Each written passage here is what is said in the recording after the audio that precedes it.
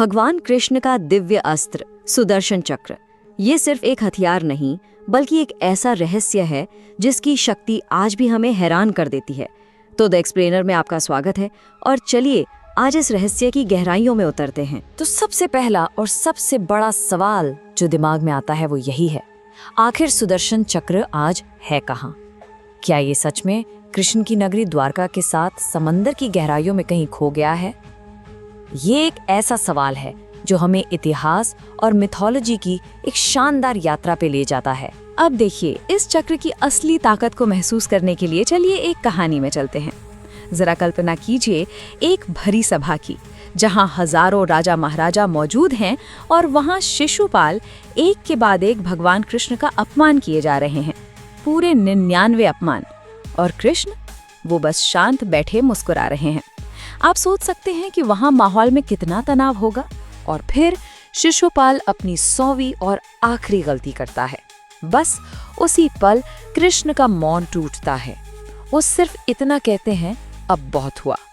और अगले ही क्षण एक तेज चमकदार रोशनी पूरी सभा में फैल जाती है। ये सुदर्शन चक्र था।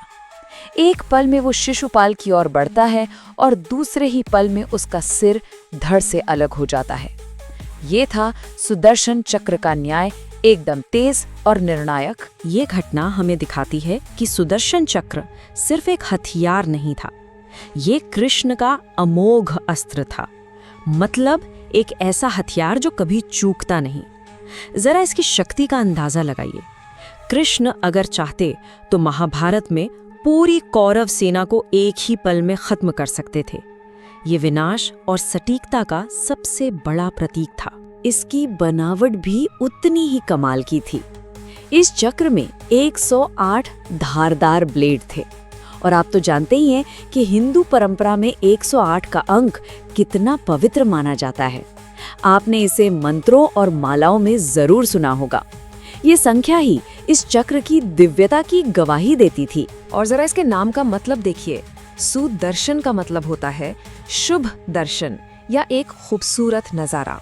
लेकिन मजे की बात यह है कि किसी भी असुर के लिए इसका दर्शन ही उसकी जिंदगी का आखिरी दर्शन होता था, एक शुभ संकेत जो असल में मौत का बुलावा था। इसकी शक्तियां हमारी कल्पना से भी परे थीं। महाभारत युद्ध के बीच में जयद्रथ को बाहर लाने के लिए इसने सूरज को ही ढक लिया था।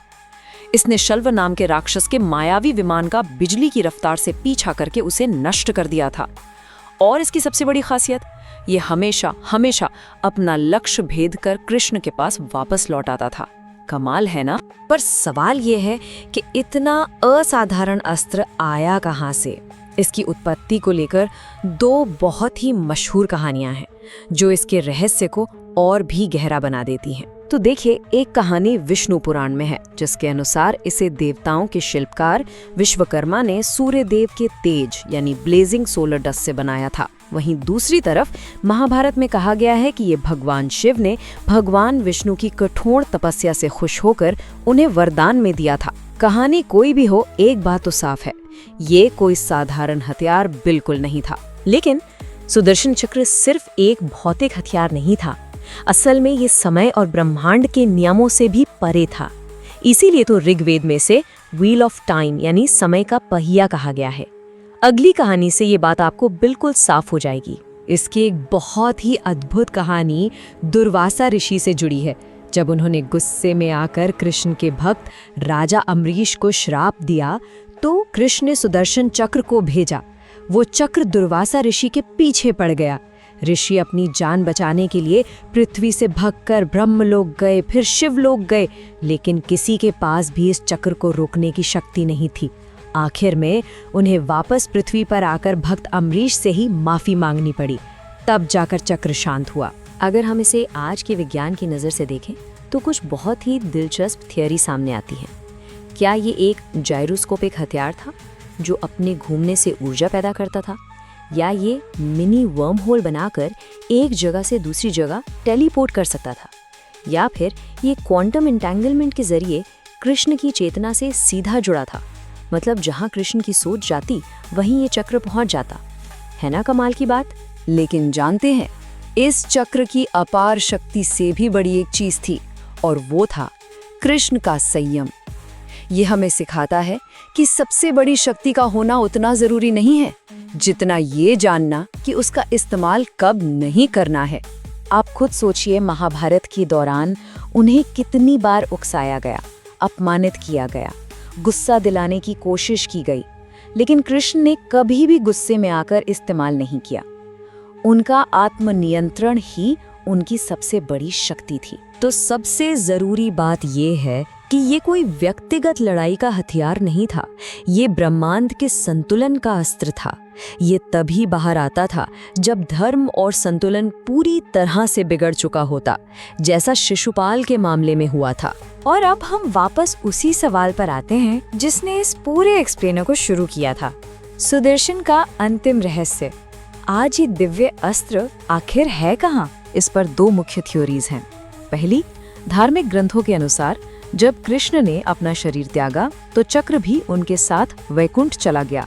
ऐसा इसलिए हुआ ताकि मनुष्य इसके लालच में न पड़े। और दूसरी थ्योरी ये है कि ये आज भी द्वारिका के खंडरों में समंदर के नीचे कहीं छिपा है, ताकि ये किसी गलत हाथ में न पड़ सके। लेकिन एक बात बिल्कुल साफ है, अगर ये मिल भी जाए तो इसे कोई और इस्तेमाल नहीं कर सकता। ग्रंथों के अनुसार पूरे ब्रह्मांड में इसे संभालने की शक्ति सिर्फ भगवान विष्णु और भगवान शिव के पास है। ये बात इसकी दिव्यता को और भी खास बना देती है। आखिर में ये एक लाइन सब कुछ कह देती है। ये प्राचीन कहानी जो पूरी दुनिया के लिए एक रहस्य है, वो हमारे लिए एक गहरा और गौरवशाली इतिहास है। ये सिर्फ एक कहानी नहीं बल्कि हमारी विरासत का एक बहुत बड़ा हिस्सा है। तो मैं आपको इसी एक सवाल के साथ छोड़कर जाता हूँ। क्या सुदर्शन चक्र की असली सीख ये है कि परम शक्ति का होना उतना जरूरी नहीं जितना कि उस शक्ति का इस्तेमाल ना करने का विवेक और संयम रखना? इस पर सोचिएगा जरूर। देखने के लिए धन्यवाद।